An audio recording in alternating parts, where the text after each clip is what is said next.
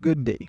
Welcome back sa ating channel at sa videong ito, ituturo ko naman kung paano magpalit ng license at kung saan nyo makikita kung ano ba ang laman ng license na gusto nyong ipalit. Okay? So, kung hindi kayo nakapaglagay ng license din at gusto nyo lagyan sa susunod naman ng license, so ituturo ko din sa inyo kung paano yun dito. Okay? So, punta kayo dito sa ating sample na articulated FK na repository. Okay? Ang license nito last time ay GPL3 license.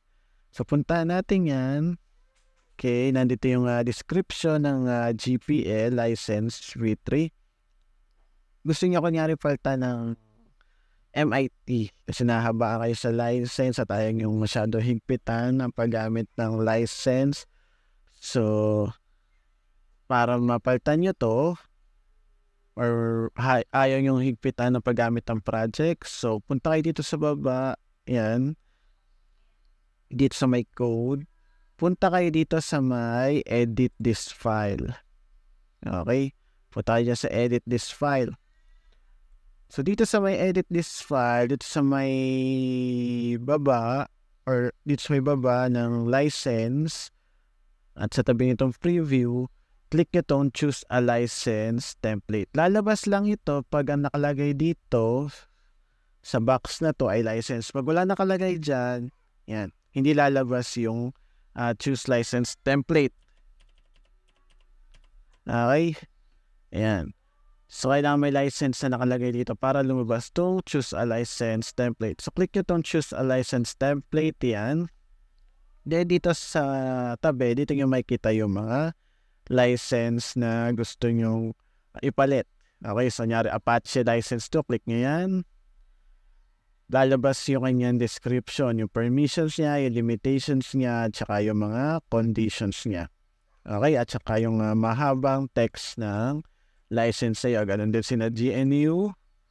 Okay, sina MIT. Yan. Narito rin sila BSD2 clause, simplified license. Yan.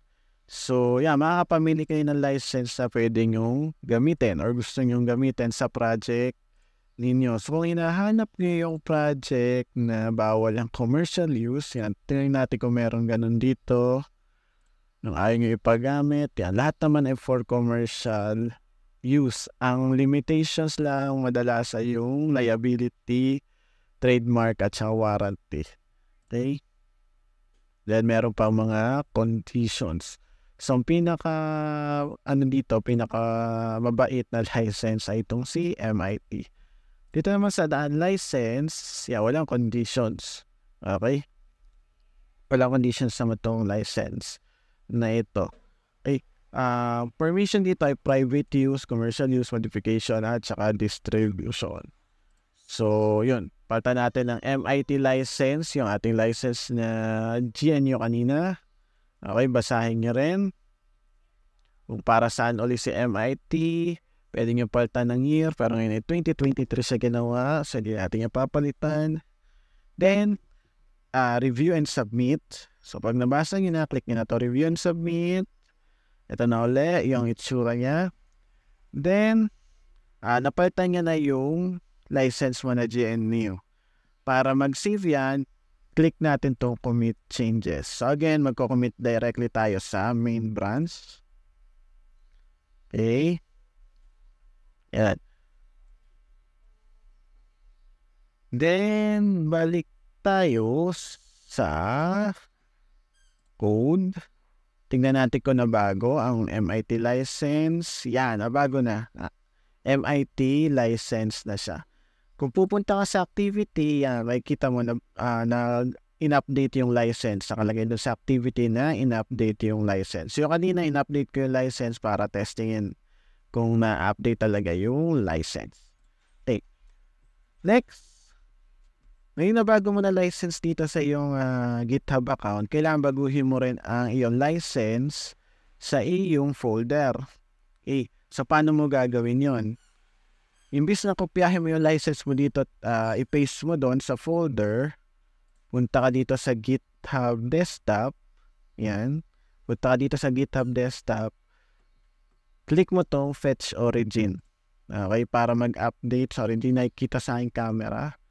Yan, fetch origin, ito. Click mo yung fetch origin. Ang gamit ng fetch origin na yan ay para kunin yung in-update natin sa GitHub account at itulad doon yung nandoon sa ating folder. So, click natin yung pull origin. Yan, ipupull natin yung nandun sa GitHub account at gagayahin papunta sa ating folder. So, ito yung folder natin. Yan. Kanina nakalagay dito sa license ay GNU. Mabubuksan nyo to gamit kung meron kayong VS Code, pwede nyo yung tingnan sa VS Code. Okay. So, kanina yan ay GNU, ngayon ay MIT na. Yan. Okay. So, yan. Buksan natin. So, pag may binago kayo dun sa GitHub account, kailangan yung i-fetch origin din, i-pull. Okay? Yan. So, ganyan nyo babaguhin ang inyong license. Then, kung wala kayong license, ganun lang din. Yan, punta kayo dito.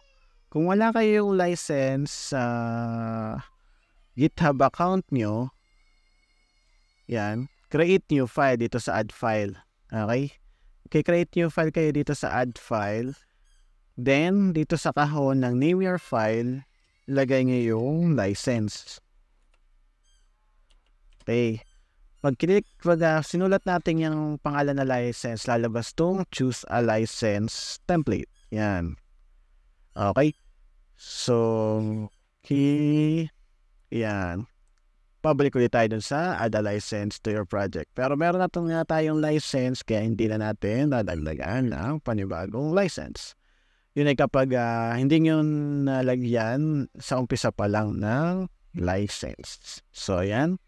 So, ayan yung pagpapalit at paglalagay ng license dito sa ating repository.